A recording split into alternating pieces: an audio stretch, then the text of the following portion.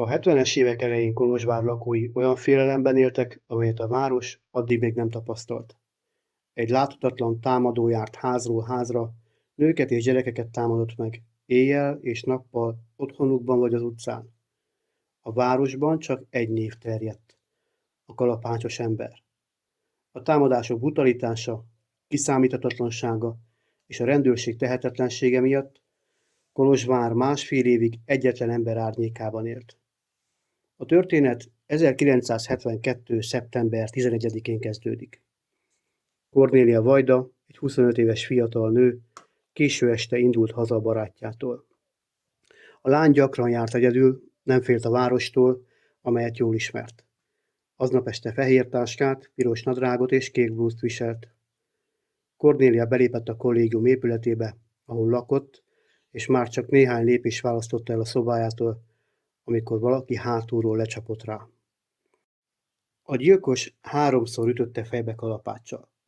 A támadó ezután karjaiba vette az eszméletlen lányt, kivitte a kertbe, majd a közeli Szamos folyóhoz hurcolta.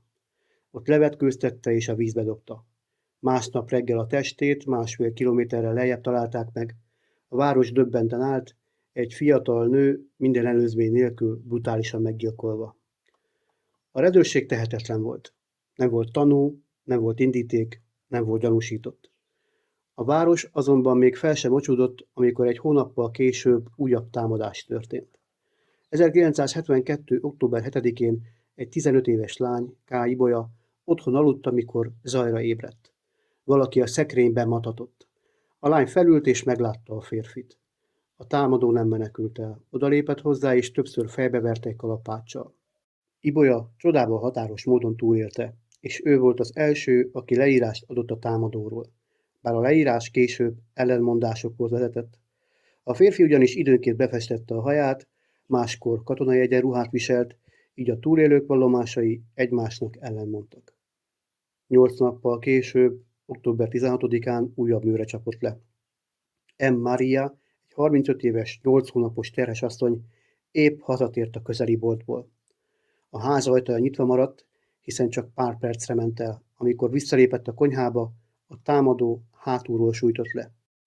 A nő összeesett, de túlélte. A férfi elvitte egy kalórát és 200 lejt, de a támadás célja nem a rablás volt. A brutalitás, a módszer, a helyszínválasztás mind ugyanarra az elkövetőre utalt. A város ekkor már félelemben élt. A nők nem mertek egyedül közlekedni, a családok bezárt ajtók mögött éltek, és mindenki azt találgatta, ki lehet a támadó. A rendőrség azonban még mindig sötétben tapogatózott. December 4-én a támadó új szintre lépett. Egy 8 éves kislány, F. Anna, épp iskolába készült. A szülei már elmentek otthonról, az ajtó pedig nyitva maradt. A kislány cipőt húzott, amikor egy férfi lépett be. Katonai egyenruhát viselt, és kezében egy kalapács volt. A kislány később így emlékezett. 2-szer ütött fejbe. A férfi megerőszakolta a gyermeket, majd feljutott a lakást. A szomszédok törték be az ajtót, és kimentették a kislányt.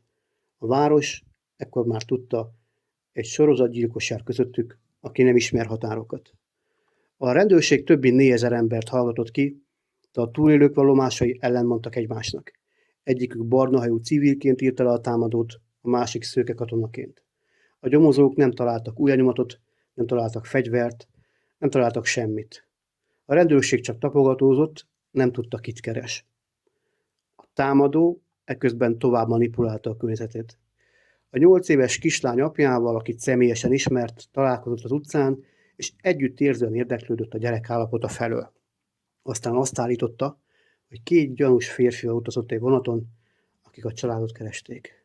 A rendőrség nem ellenőrizte az állítást, pedig Veresúti könyvében nem szerepelt ilyen utazás.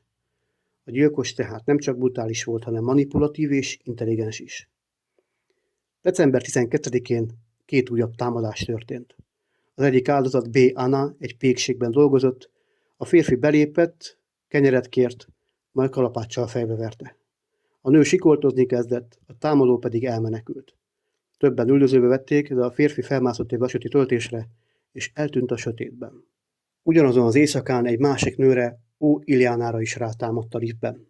A nő túlélte, de nem jelentette az esetet, mert kiderült, hogy Veres a szeretője volt, és félt, hogy mit mond majd a város. 4 nappal később, december 16-án a támadó újraölt. Cseh Aurélia, egy 16 éves lány, a konyhában ült, és egy földrajzi térképet rajzolt az iskolába. A támadó belépett, és 18-szor megszúrta. A lány küzdött, kezében Veres hajszálai maradtak. A férfi ezután megerőszakolta, majd felgyújtotta a szobát. 1973. februárjában a rendőrség egyszer már letartóztatta Verest, de nem a gyilkosságok miatt. A férfi épp gyalázkodó plakátokat ragasztott ki egy szomszédja ellen.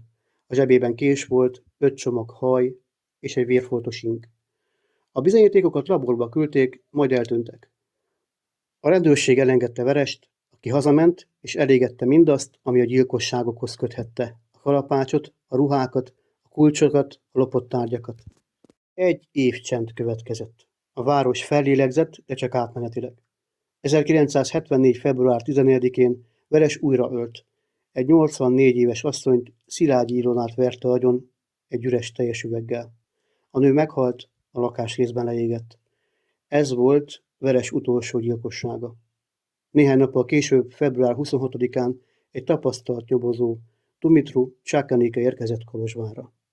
Amikor meglátta Veres lakását, a falakra írt üzeneteket, a rejtett naplókat, a férfi zavart állapotát, azonnal tudta, hogy megtalálta a tettest.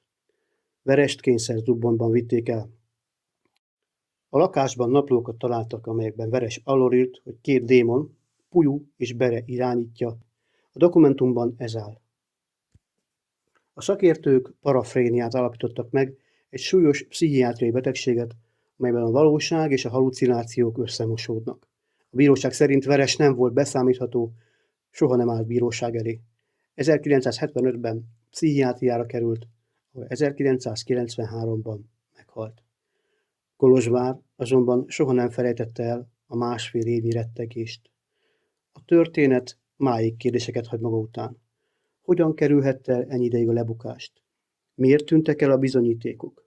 És vajon hány életet menthettek volna meg, ha időben megállítják? Romulus Veres neve örökre bevésődött a város történetébe, mint az emberé, aki kalapáccsal ölt, és akit senki sem tudott megállítani, amíg már túl késő nem lett.